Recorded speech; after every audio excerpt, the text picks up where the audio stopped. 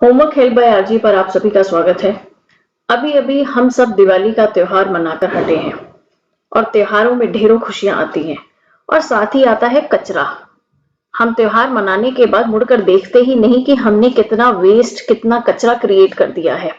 तो क्यों ना अपने स्कूल की मॉर्निंग असेंबली के लिए हम वेस्ट मैनेजमेंट पर ही एक स्पीच तैयार करें। तो आज आपके सामने प्रस्तुत है वेस्ट मैनेजमेंट पर एक हिंदी भाषण, या इसे आप कचरा प्रबंधन या अपशिष्ट प्रबंधन भी कह सकते हैं। तो चलिए शुरू करते हैं। सबको सुप्रभात।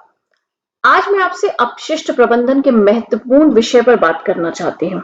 अपशिष्ट प्रबंधन का तात्पर्य हमारे द्वारा फैलाए गए कचरे की जिम्मेदारी पूर्वक देखभाल करना है।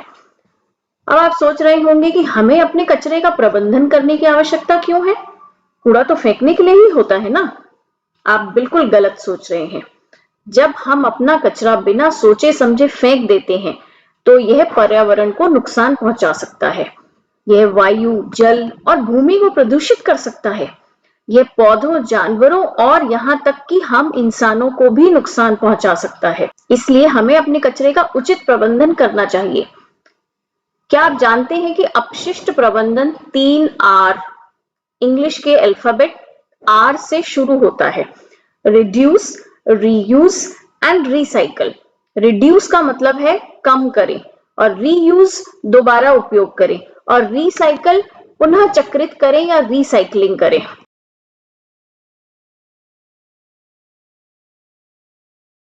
सबसे पहली बात, जिन प्लास्टिक की चीजों को हम केवल एक बार उपयोग करके फेंक देते हैं, उनके प्रति सचेत रहकर हम कूड़े को कम कर सकते हैं। यदि हम सिंगल यूज प्लास्टिक को स्वीकार ही ना करें, तो हम शुरुआती चरण में ही कचरे को कम कर सकते हैं। हम खरीदारी के लिए अपने घर से कपड़े का थैला लेकर जा सकते हैं और कचरे को कम करके पर्यावरण को साफ रखने में मदद कर सकते हैं। अगला कदम, जब भी संभव हो वस्तुओं का पुनः उपयोग करना है। किसी चीज को एक बार इस्तेमाल करने के बाद उसे फेंकने के बजाय हम उसे नया जीवन देने के रचनात्मक तरीके खोज सकते हैं। जैसे कि बाहर से बोतल बंद पानी खरीदने के बजाय अपनी पानी की बोतल का उपयोग करें। अपने खिलौने और पुराने कपड़े जरूरतमंद लोगों के साथ साझा करें। इसके लिए आप छुट्टियों के होमवर्क में दी गई best out of waste activities से कुछ ना कुछ आइडिया ले सकते हैं। अंत में पुनर्चक्रण यानी कि रिसाइकल अपशिष्ट प्रबंधन का एक और महत्वपूर्ण पहलू है। हमारे सरकारी और गैर सरकारी संगठन केवल प्लास्टिक के पुनः उपयोग के बारे में प्रचार करते रहते हैं, लेकिन कुछ फैशन कंपनियां प्लास्टिक कचरे को कपड़े और अन्य उपयोगी वस्तुओं में परिवर्तित करके सराहनीय काम कर रही हैं। ध्यान देने योग्य बात है कि अगर यह वैसे भी सैकड़ों वर्षों तक अस्तित्व में रहेगा, तो क्यों ना इसे पहनकर उपयोग में लाएं। आप गूगल पर जाकर प्लास्टिक कणों का पुनः उपयोग करके बनाई गई चीजों की लंबी सूची देख सकते हैं और वहां से प्रेरणा ले सकते हैं। तो अब तक तो आप समझ ही गए होंगे कि कचरा प्रबंधन हमारे पर्यावरण की रक्षा के लिए बेहद जरूरी है।